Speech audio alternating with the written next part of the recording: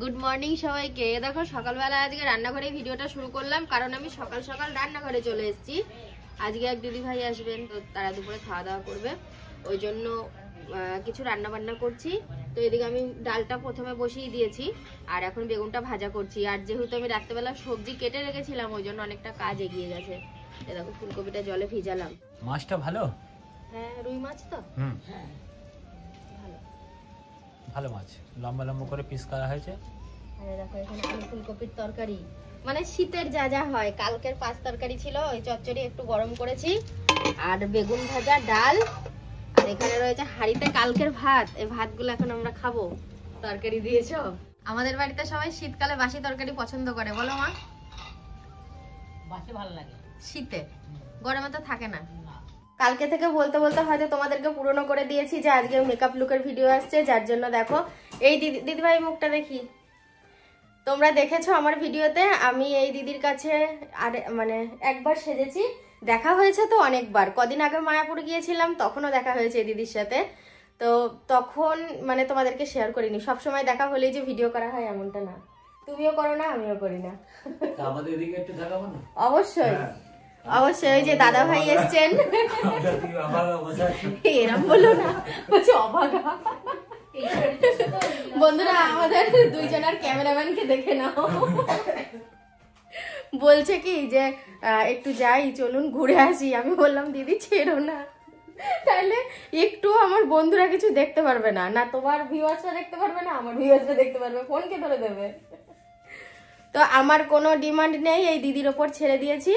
নিজের পছন্দ মতো একটা লুক আমাকে করে দেবে, দেখা যাক। অবশ্যই ভালো হবে, না না ভালো হবে। একটু তোমরাও জানিও। আমরা দুজনে এত হবে না, আমরা যদি যাই সাগর শুকিয়ে যায়, কিচ্ছু করার নেই। একটু ওকে মেকআপ করে দিয়ে দিদি একদিন এসে। আমি আর সেদিন সাজবো না, আমি ক্যামেরাম্যান হবো আর ও সাজবে।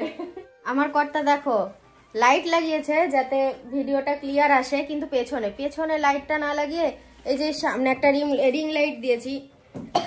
যদি রিং লাইটের পাশে দিতে ভালো হতো জানো। হ্যাঁ সামনে দাও। আর এই যে আমাকে এখন শাড়ি পরানো হচ্ছে, আগে শাড়িটা পরে নিয়ে তারপরে সাজতে বসবো।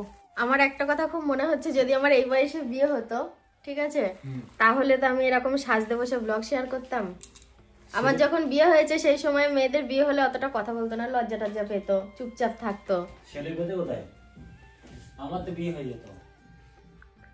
আমার কর্মে ভগবান যাকে লিখতো তার সাথে আমার এই বয়সে বিয়ে হতো। আমার সাথে লিখেছিল, আমার যদি বিয়ে হয়ে যেত তাহলে তুমি যেতে কাছে। তুমি যদি অন্য জায়গায় যেত, আমি অন্য জায়গায় যেতাম, তখন আমি কি একা পড়ে থাকতাম নাকি? মা, আমার ননদ আর রাজু গিয়েছিল, এ নিয়ে গিয়েছিল দেখাতে আমাকে। শাড়িটারি পরে ওদের সামনে বসেছিলাম, তখন রাজুর 5 বছর মতো বয়স, ছোট।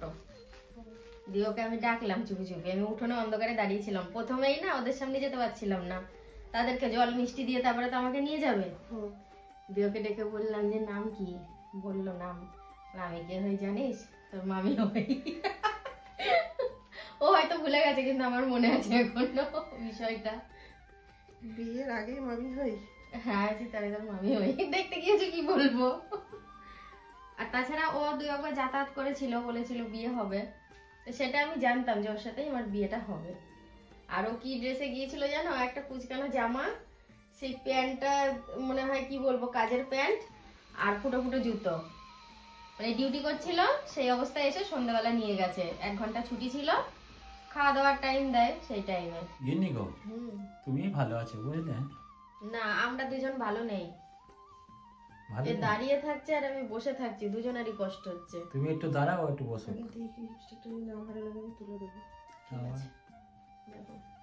কালকে থেকে ময়দার দাম কমে যাবে। আমি এখন সাজি তো কিছু বলবো না। আমি কিছু বলবো না। দাদা ভাই রাত্রিবেলা কি খাওয়া হয়, রুটি না ভাত?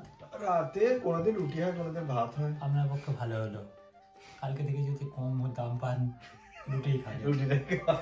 সবাই বলে, অনেক মানুষ বলে আটা ময়দা মাখে মুখে, এটা কেমন লাগে শুনতে বলো? তো অনেকক্ষণ ধরেই তো বসে বসে সাজছি, তোমরা দেখতে পাচ্ছ। তো এবার যেন হয়ে এসেছে। তো আমিও চাইছি সাজটা কতক্ষণে কমপ্লিট হবে, কারণ দুপুর গড়িয়ে যেতে চললো। আর এই ছোটো দিনের বেলা না, কতক্ষণ দিনের আলো পাবো এইটাও ভাবছি। আরে বাবা, ঘরে তো সে রিং লাইটের আলোয় ভিডিও করা যায়, ফটো তোলা যায়, কিন্তু বাইরের একটা আলাদা সৌন্দর্য।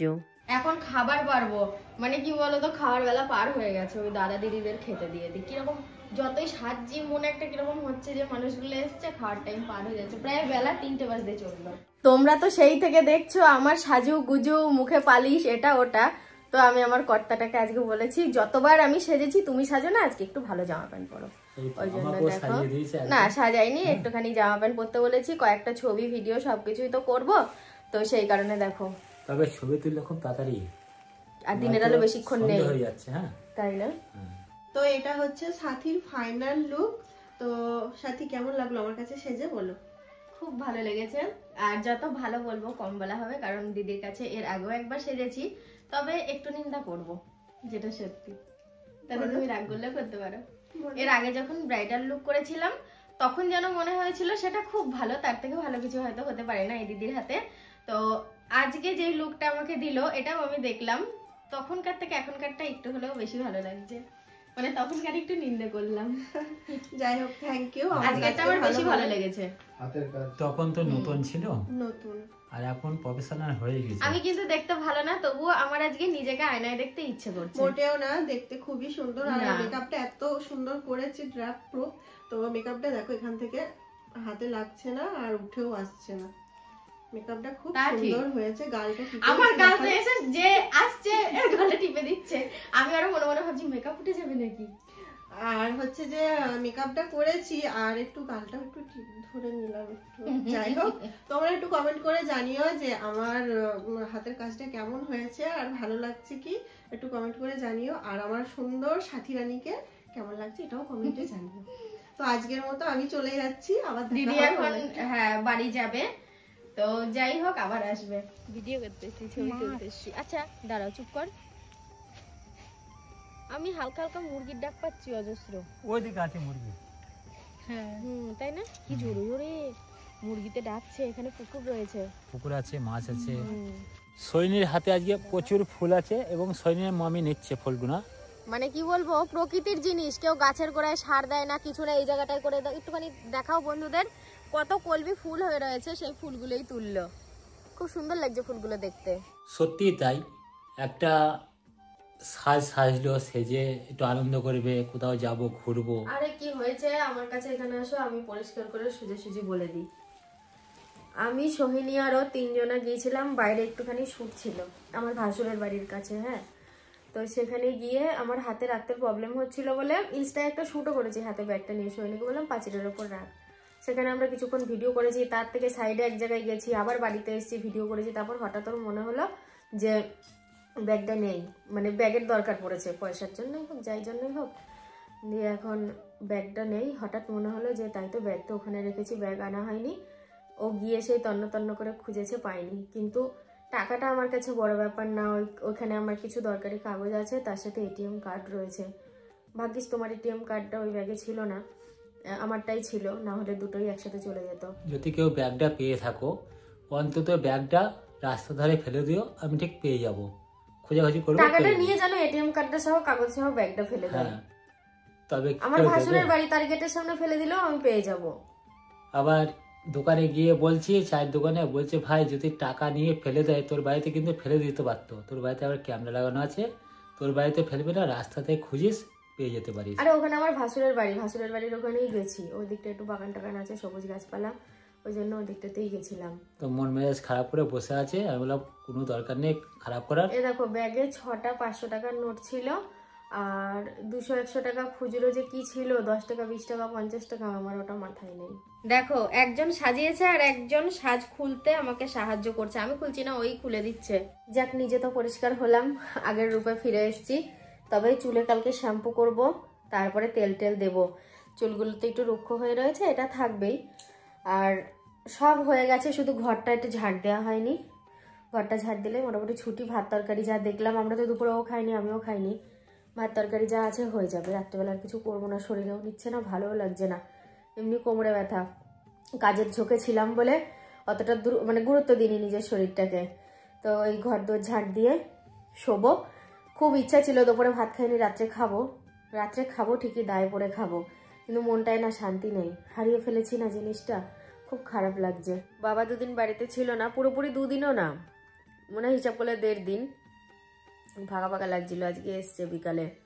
তো বিষয়টা হয়েছে কি দেখো, আমি যেই বাড়িতে এসেছি কালকে, সোহিনী বলছে আমার দাদুকে রেখে আসলে কেন? তারপরে বাড়ির কেউ খুশি না যে বাবা ওখানে থাকুক, যে আমি ভাবলাম 2 দিন থাকবে। আজকে বিকেলে কি কাণ্ড ঘটিয়েছে দেখো, মা আমাকে বলছে মনা আমাকে না বলে নিজে বেরিয়ে পড়েছে এখানে আসবে। বলে তাহলে কীরকম, মানে যে যেখানে থাকে না সে জায়গায় থাকতে থাকতে অভ্যস্ত হয়ে যায়। আর আমার বাবা তো আরও 5টা সুস্থ স্বাভাবিক মানুষের মতো না, যখন যেটা মনে চায় তখন সেটা করে। তো মাকে বলেও নি যে আমি যাবো, কিছু ভেবেছে বললে যদি যেতে না দেয়, এরকম একটা মনে কিছু কাজ করেছে, দিয়ে নিজেই হাঁটা জুড়েছে, অনেকটা এগিয়েও গেছে। তো যাই হোক, দেখতে পেয়ে আবার এই আজকে সন্ধ্যের আগে আগে বাড়ি পাঠিয়েছে। তো বন্ধুরা আর কি, আজকের মতো ভিডিওটা শেষ করে দিচ্ছি। তোমরা সবাই খুব ভালো থেকো, কালকে থেকে আবার দেখা হচ্ছে, কেমন? সবাইকে গুড নাইট।